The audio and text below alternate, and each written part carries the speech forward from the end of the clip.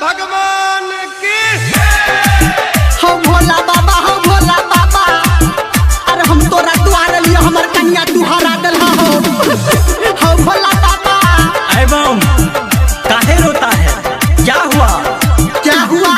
अरे होगा क्या, अरे हमारा कन्या छूट गया है पीछे और आप लोग खींच रहे हैं नीचे, कैसे होगा? अच्छा कैसे छूट गया? छूट गया पीछे। माँ गायत्री रिकॉर्डिंग स्टूडियो।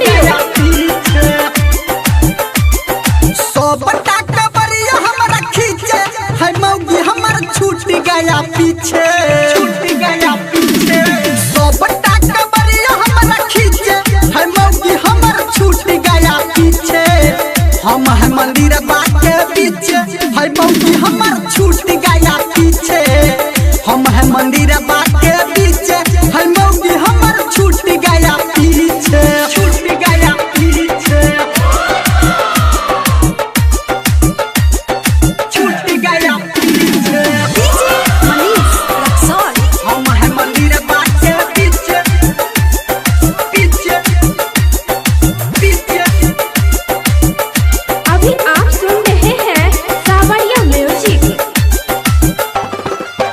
दुल्हन है मेरी नौकरी नवेली, है चौकीदार बातू किया ठलम ठेली, है चौकीदार बातू किया ठलम ठेली।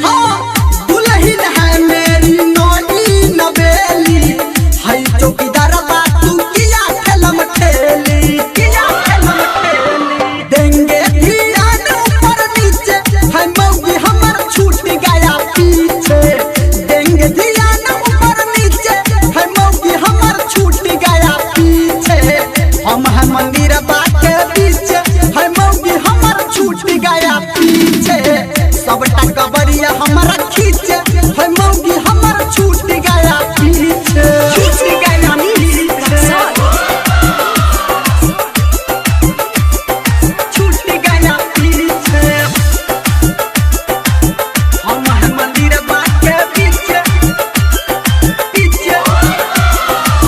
हे भोले दानी मन में होता दूध दूधी, आए थे देव घर बात कोने बूझी, आए थे देव घर बात कोने बूझी।